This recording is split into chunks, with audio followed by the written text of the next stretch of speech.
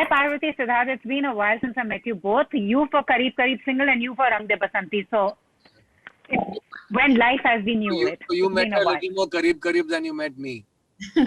I know. Yours was like another lifetime totally. But, well, happy to see you both coming together in my, I hope I've got the pronunciation right. I'm happy about that. So what is your biggest Imagine fear saying as in my. actors? It's in my, not in my. In my. In my, now you have to excuse me, I'm a Punjabi. I'm Punjabis can't get with not being able to speak Tamil for the next 100 years. Come on.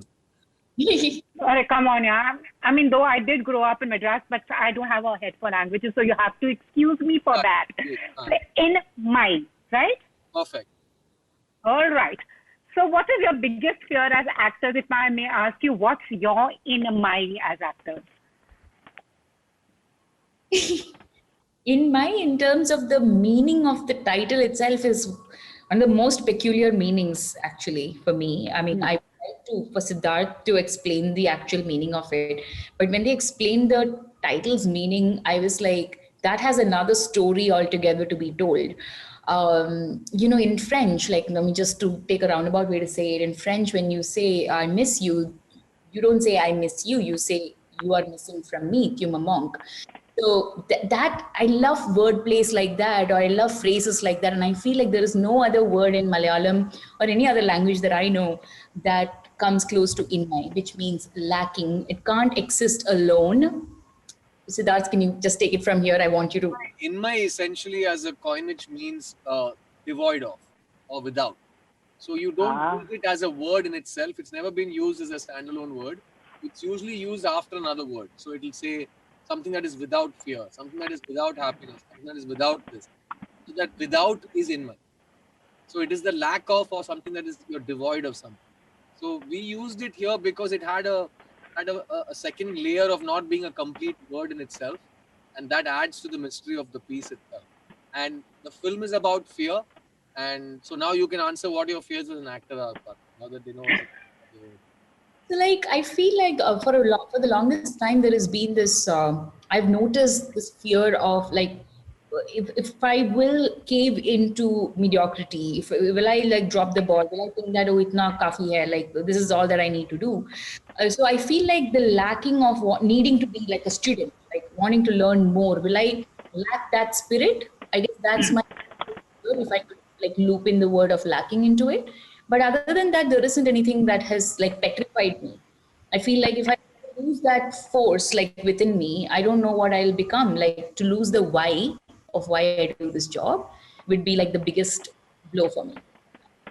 So that what about you? I've tried to live my life without fear for some years now. I've actually tried to hunt down my fears and try to be without them. It's not very easy, but it's something that I've tried to work on. Having said that, as an actor, my biggest fear is me losing respect for myself. I'm something I'm very, very scared of because I take myself very seriously. So, it's been a difficult process. But other than that, I'm generally not a very fearful person. I have a pathological fear of cockroaches. Other than that, I'm fine. Awesome. And also to that, for you, life comes full circle in a way. You started off as assistant with Mani sir, did a film with him, and now, so what it's been like your association with him? No, he's my boss. He's my guru. So I don't get to have an opinion about him because he's my guru. I can just tell you that I started with him. He taught me everything I know, which according to him is very little. And now after 20 years, I get to produce a film for him and act in it and get this brilliant actor opposite me. And I get to submit a film for an anthology that's this prestigious. So I think I'm doing all right. It could have been far worse. He could have said anybody but that guy, considering he knows me so well. But fortunately, he let me make a film for his anthology. And I'm waiting for the film to come out. So it's like any teacher-student relationship. You're just waiting for it to come out, and then hopefully they'll still talk to you, and they'll hopefully think you did a good job for them. So I'm waiting for the 6th of August. So I get a report card, and I get you can come back for next year kind of thing. So, I can so keep. let's ask Parvati. So how are you going to grade him in the report card and your experience, which is your character, whatever little that I've seen? plays a middle-aged woman, and Bahida. So what was it about this particular story, and how are you going to grade him on the report card? That paper can't handle that grade, like, to be honest. Well, paper, there's no paper in the world that can be graded about Siddharth. All kinds of A++, Wow. infinity plus. This man, like, truly, like, blows me away with his commitment, just his general way of being, to be honest. Like, it shows that he has incredible amount of self-respect for good reason, and he loves himself. I love seeing people, meeting people who love themselves, because I'm constantly in the pursuit of wanting to sustain that within myself. So there's that. And this project for me, Wahida, I mean, see, Siddharth is also, he's also a rarity in the sense that he will, like, actually acknowledge for a film to have a female protagonist without making it an exception either, but actually stating it as a fact. He's one of the best feminist ally that I have seen, feminist himself. He doesn't have to be an ally. And I feel like this project itself, Bahida, has been carved out and written so beautifully. Like, this character has extreme gray shades, if not black. And I think the Timran and Siddharth, in our conversations, what they have communicated with me with all my questions is that there's all kinds of reasoning for this person to end up the way she is. So when you meet Mahida for the first time, it's a short format, it's only half an hour, but there is enough backstory for you to feed off in the writing of it. So for me, it was easy for me to just, like, swoop into the screenplay and just perform, just be. So that, it was very exciting for me, and it's a rarity too. Yeah, like Puja, it doesn't happen often that you get that right amount of balance within the screenplay with a great team, so you can come in and add your part, and all just complements each other. So I think it's going to be a while now, Parvati, till they give you comic roles. I think if anybody is watching this, try me, please. Like, just one comedy character. Come on, Siddharth, do that next production. Show you, I've met her in real life. She's hilarious. She's a ridiculous, silly, hilarious person. Why don't you do a comedy film with her? I'm amazed that her thespian image has kind of, stopped people in their tracks from thinking of her as a comic actress, but she's hilarious. Actually, Tanuja, Kareeb's director, Tanuja keeps telling me, Parvati, I don't know when, but when you do comedy, it'll be amazing. And I truly believe you have no arrogance there. So I hope this interview goes out and somebody watches it. Totally. We are going to manifest that for you. And Siddharth, what about you now? What is it? What are the kind of roles you're looking for? You've also turned producer, saying that I want to do the films that they wouldn't want to offer me. Now, what is it that you want to do and wish that they would give you? I think I've been in the business almost 20 years now, and it's about making films you want to see getting made. I became an actor after I was an assistant director, after I wanted to be a director. So acting was a different path. But once you get into production, you can't just keep making films that you want to see yourself in. That's just a vanity project. I don't work like that. So I want to make films that I want to watch. So yes, it is a very self-centered approach to it, but I'm a really good watcher of films. That's the one thing I've done all my life more than anybody else. And the other thing is talk a lot. These are two things I can really, elaborate further about. But other than that, now that we're producing films, it's a great time to be creating content. Yeah. And all the inefficiencies of cinema over the last 100 years, a lot of the nonsense, which is, people who make it big in the first 20 years, trying to make sure that they and their families live for the next 200 years. It happens in all industries. It's not, I don't call it nepotism. It's just restricted trade practice. It's not nepotism. So I think, having said that, we have to create characters, because we have to make films that when people go from India, they go abroad, they have films about themselves that people abroad have seen, so that we can be represented by our pop culture, by our art. Otherwise, we're just going to make films based on film. I have this popular joke which is based on a true film, because most films are now made based on other films and they're just referenced from other pop culture. So we don't read literature. We don't. Theater is dying. People don't actually talk about what's like. I grew up in a JNU tapri or a chai shop at university where everybody spoke everything and understood everything.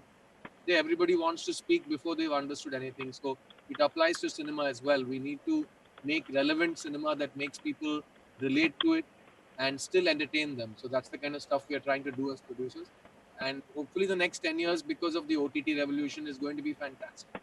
because no distributor or exhibitor decides who should be a star, who should get Yeah. screens, which film should run for how many days, which film women will come and watch, which film they should. All these people have been removed.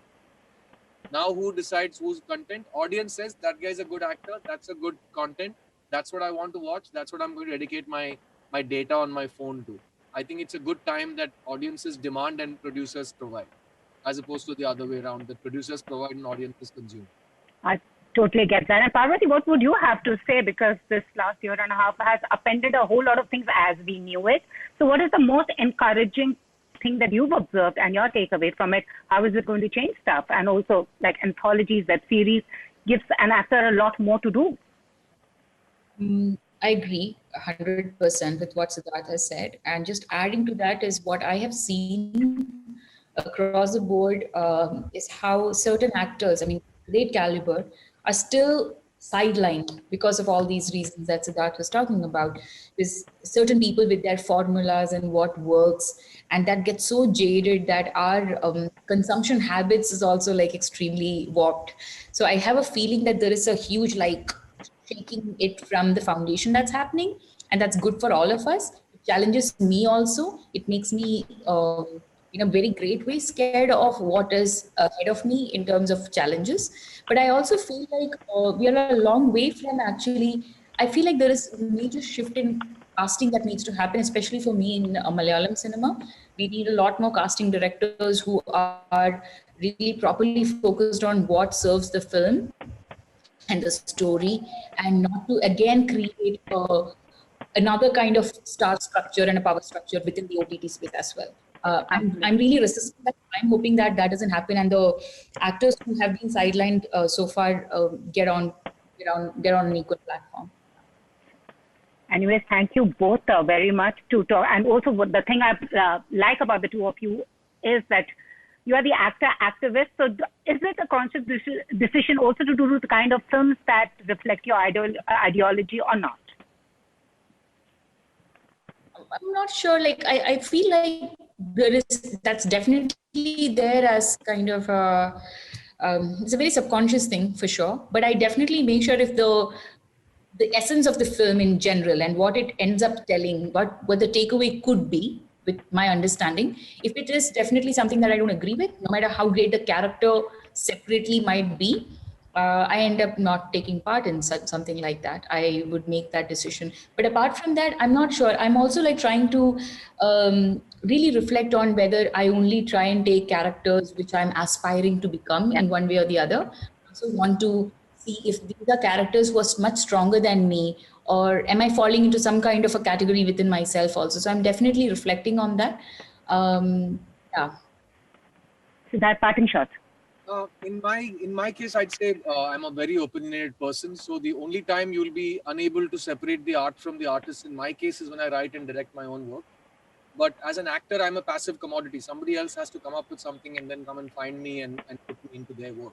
So I'm essentially a messenger. So even if I do have very strong opinions, I don't think it's my place to change the creation based on my opinion. I don't think I get to do that, and I don't want to do that either. Having said that, as an actor, there are still certain things. I've been speaking to a lot of child psychologists. I follow, like Parvati said, we all have a lot of feminist angst, and it's very difficult when when you see the onslaught of patriarchy over the last many centuries. So when I watch films, I find that you could do better as an actor to not do certain things that might encourage really bad behavior. So maybe in that case, I can be a little, I don't want to use the word sanctimonious, but yes, as an actor, if you're trying to make a difference by changing the way people perceive you, then you're doing something that's out of your depth. So I will still try to do it if I think I don't want it to set a bad example. But other than that, I think I'm willing to do pretty much anything a director or a writer wants. Thank you both all. They don't want me to do much because we don't have too many writers. Writers are struggling to be noticed. Totally. Anyway, thank you both for speaking to me. All the very best for In My. Looking forward to it. I got my pronunciation right. Bravo. Thank you so much. Yeah, could you reach them? In My. And I hope to meet you both soon. Bye, Pooja. More kareeb. Okay, bye. Thanks.